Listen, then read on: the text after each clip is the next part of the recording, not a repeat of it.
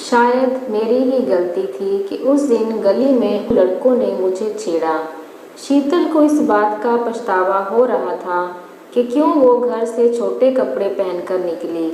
खैर, इसके बाद शीतल को एक ऐसे व्यक्ति से प्रेरणा मिली जिसकी उसने कभी उम्मीद भी नहीं की थी।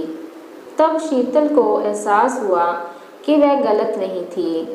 19 वर्षीय शीतल कानपुर में कॉमर्स की छात्रा है। उन्होंने लव मैटर्स के लेखक अनूप कुमार सिंह से अपनी कहानी साझा की।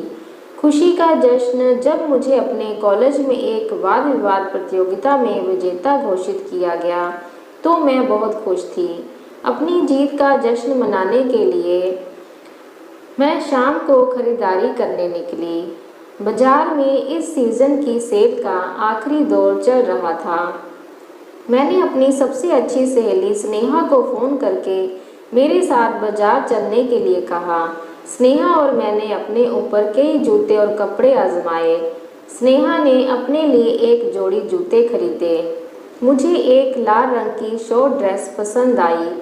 वह ड्रेस इतनी अच्छी लगी कि तभी मैंने सोच लिया कि इसे यहीं से पहनकर जाऊंगी। रात के 8:30 बज रहे थे। हमने जाने से पहले अपना पसंदीदा पानी पूरी खाया। स्नेहा का घर वहाँ से नज़दीक था, इसलिए वह पैदल ही चली गई। मैंने घर आने के लिए एक ऑटो लिया। ऑटो से मैं घर के पास वाले चौराहे पर उतर गई। वहाँ से मुझे पैदल घर पहुँचने के लिए 5 मिनट लगते थे। जैसे ही मैं घर जाने वाली गली में मुड़ी, मुझे अपने पीछे किसी के चलने की आवाज़ सुनाई दी। मैंने पीछे मुड़कर देखा तो 3 लड़के दिखे। मैं उन्हें नहीं जानती थी। मेरा घर दूर से ही दिखाई दे रहा था, इसलिए मैं तेज़ी से चलने लगी। उन लड़कों ने मेरा पीछा किया। उनमें से एक ने सीटी बजाते हुए कहा कि इस ड्रेस में क्या मस्त लग रही है। मैं एकदम डर गई। मुझे समझ में नहीं आ रहा था कि मुझे क्या करना चाहिए, इसलिए मैं दौड़ने लगी और वे मेरा पीछा करने लगे। देखते ही देखते एक ने पीछे से मेरे स्तनों को पकड़ लिया, दूसरे ने मेरे नितंबों पर चुटकी काट ली। इससे पहले कि मैं कुछ कह या कर पाती, वो तीनों हंसते हुए भागे। नुकसान तुम्हारा ही होगा। मैं सदमे में थी। मैं घर से महज कुछ ही कदम दूर थी, इसलिए मैं चुपचाप घर के अंदर आ गई। मैंने अपनी माँ से कहा कि मैं बाहर से खाकर आई हूँ और अपने कमरे में चली गई। मैंने सोने की बहुत कोशिश की, लेकिन नींद नहीं आई। अगले दिन मैंने अपनी माँ को बताया कि मेरे साथ क्या हुआ था। उन्होंने मुझे गले से लगा लिया और कहा कि अब से जल्दी घर आ जाया करो।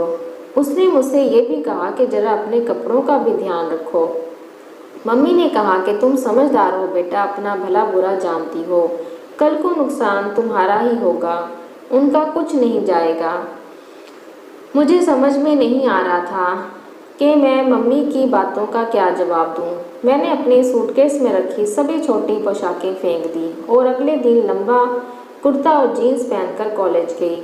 मैंने सोचा उस दिन गली में मेरे साथ जो कुछ भी हुआ शायद उसके लिए मैं ही दोषी थी, क्योंकि एक तो देर रात तक घर आ रही थी, वो भी छोटे कपड़े पहनकर।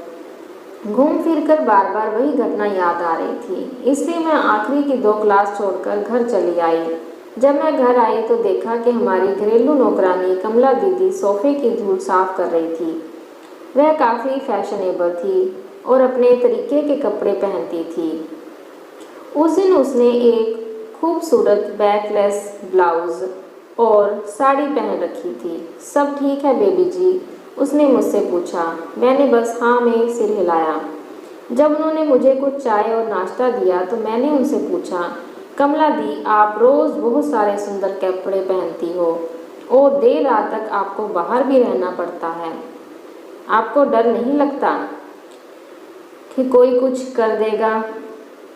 वह हंसने लगी और बोली, बेबी जी, जो छेड़छाड़ करते हैं वो अक्सर डरपोक होते हैं। उनकी वजह से मैं क्यों डर डर के जीऊँ?